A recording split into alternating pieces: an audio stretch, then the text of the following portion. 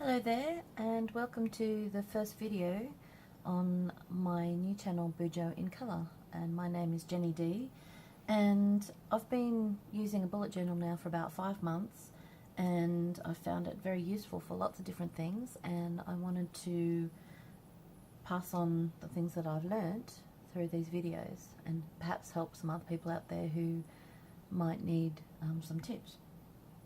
So one of the things that I made in one of my first months was an ideas page. Now, this ideas page was just a random place for me to jot down things that I'd seen on other people's bullet journals that I didn't want to forget, and then I wanted to try myself. And one of the things that I was really impressed with, which I haven't had a chance to do yet, was to make a plan and mission statement. So now that I've been doing this journal for 5 months, I'm finding that some things are working really well and other things are starting to fall by the wayside. And I'm starting to kind of question what I want out of a bullet journal. It started off as a way to just write down what I was doing every day. So let me just show you my very first monthly pages. So this is the very first bullet journal that I had, and it's just an old exercise book. So I had an index page and a future log, which I didn't use very much, and then I went straight into my planning. So my planning was basically just writing down what I did every day or what I wanted to do every day. And then if I achieved that, I crossed it off with a marker, and that way it's a highlighter. And that way I found that the things that I hadn't done were clear enough for me to see later on, and then I could decide if I still wanted to do that or whether it was like I didn't need to do it. So that was my very first weekly setup, I guess. So let me show you now what my weekly setups are like and where I want to go. Okay, so let's have a look. This is my newest bullet journal. So I've actually gone out and purchased a proper bullet journal. So here's June, and you can see they're a lot more elaborate than they used to be. So I tend to do a picture and a weekly spread. So in the first one, I'd just write the days as they came. So each morning I'd sit down and I'd write down what I wanted to do, whereas these ones were all pre-planned. So that's my June. I'm currently in July, so I'm working on these spreads, and I stuck with the idea of crossing out the task that I'd already done, because I did find that really helpful. So you can see straight away, I should have crossed that one off because that did actually happen, but you can see straight away something that wasn't done, and I can think to myself, okay, I need to carry out that onto the next day, which was what I did somewhere down here.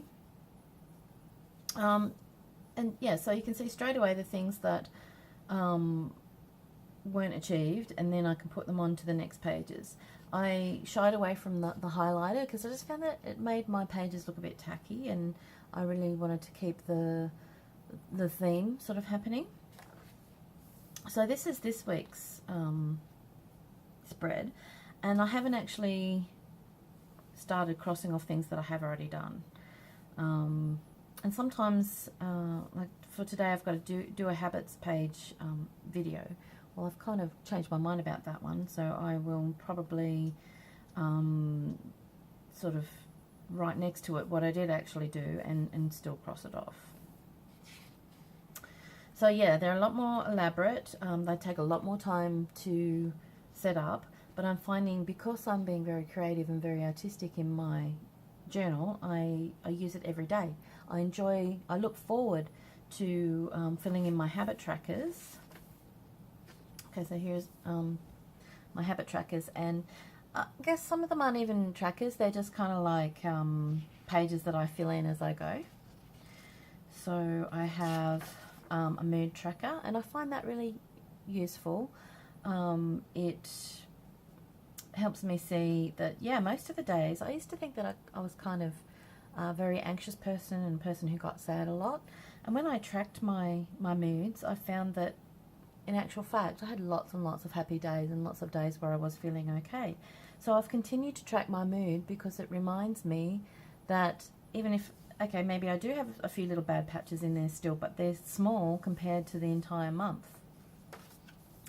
And I also found in my earlier mood trackers that what I wanted to do was to explain why I was feeling that bad mood. So let me find an example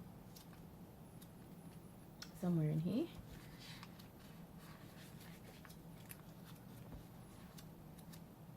I should have bookmarked these.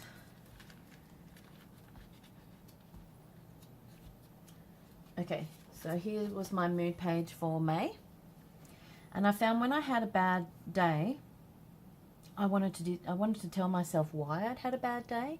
I think because it helped me avoid those situations, and also to look and see that, yeah, actually, you know, there was a pretty good reason for feeling, well, on this particular day, it was stressful because I was learning a new job.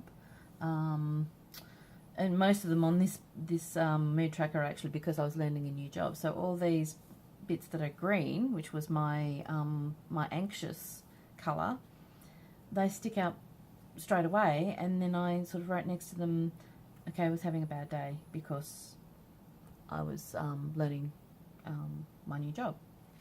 So I found that I wanted to explain what was happening in that mood tracker, and that's how this kind of spread was born, which I've just called at the moment mood in words, but it's kind of like an explanation. It's like diary writing, I suppose, of what's happening each day. This was a little challenge that I'm doing this month, which I found on Instagram that a lot of people were doing, 1 word a day. I'm finding it quite challenging, actually, just to put the whole day and describe it in 1 word. I'm not sure that I'll do that one again. Something that I started in the very first months was writing down what I was grateful for, and I've continued that, and I'll definitely continue that because it makes me really think about how blessed I am, and it helps me stay positive. And then habit trackers. So on these pages, they're fairly elaborate because I find that when they're pretty, I am more inclined to want to look at them and fill them in. So in this one, even filling the way I fill them in is kind of creative. And so as I go each day, I'm creating a pattern, and that aesthetic look to it encourages me to get in and do it every day. So July was the month. This is the month that we're looking at now. That's the one that we're in. Let's look at the month that's coming up. So I'm working on August at the moment, and I decided I didn't think I was going to have a lot of time this month. I thought I'd be working quite a lot at work, so I decided on a glimmer, glitter, shine theme because I thought I could use a lot of sort of shimmery washi tapes that I had.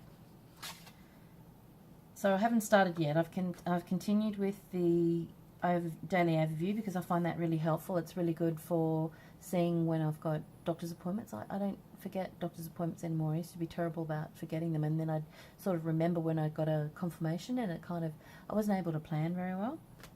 So that's really important for me. A task list, kind of like the goals that I want to achieve that month. I haven't filled that in yet because I'll wait when I get to the end of July and see what I've achieved in July and what what I'd like to do the next month. So it's, you know, sort of carrying on,